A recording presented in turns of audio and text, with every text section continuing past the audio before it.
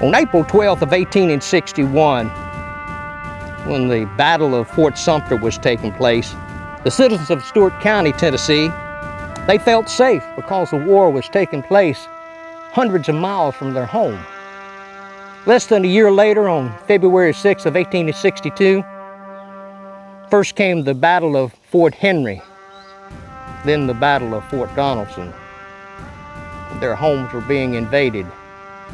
Stewart County now knows what war is all about. And their lives will be altered for generations to come.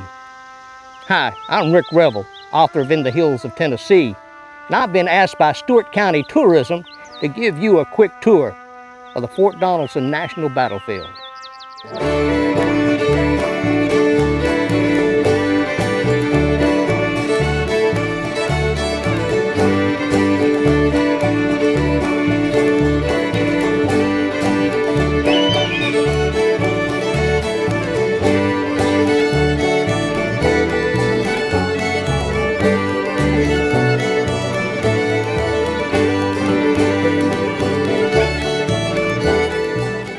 On February 14th of 1862, Admiral Foote's gunboats attacked Fort Donelson, and they were hoping for a quick victory.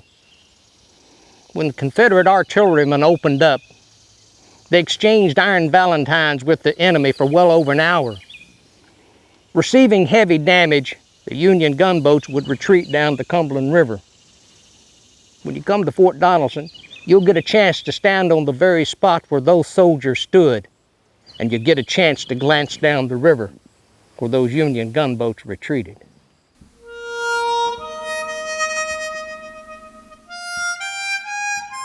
This little building is a replica of what the soldiers would live in. It's called a shanty. There was hundreds of them scattered across the hillsides here at Fort Donelson. Tiny structure like this, it would hold anywhere from 2 to 4 men. Life of a soldier, it was hard. And here at Fort Donelson, it was deadly.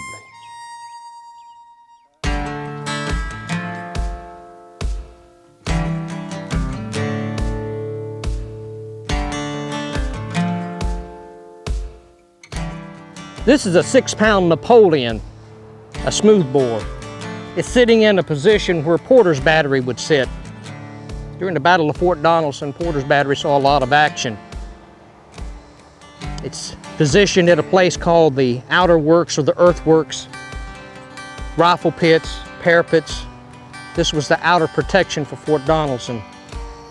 It is said by some when they come here in the still of the night, when things get real quiet, it is said that you can hear the voices of those soldiers and the artillerymen shouting out the orders. Sometimes you can even hear the gunfire in the distance.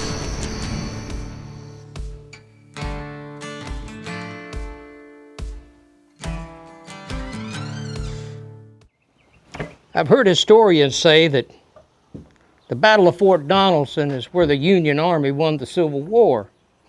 Just took another 3 years to convince the Confederates of that. Standing here on the front porch of the Dover Inn and Tavern, or better known as the Surrender House. This is where General Simon Buckner would surrender to his old West Point friend, General Ulysses S. Grant. When you come here to Fort Donelson, you'll get a chance to walk in the very same footprints of a future president, President Ulysses S. Grant.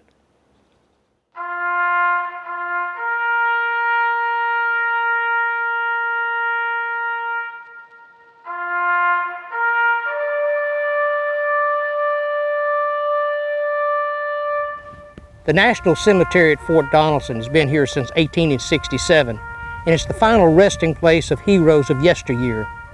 If you'd like to come and pay your respects, or come to learn more about American history, your history, come to our neck of the woods. Come to Stewart County, where history is alive and well.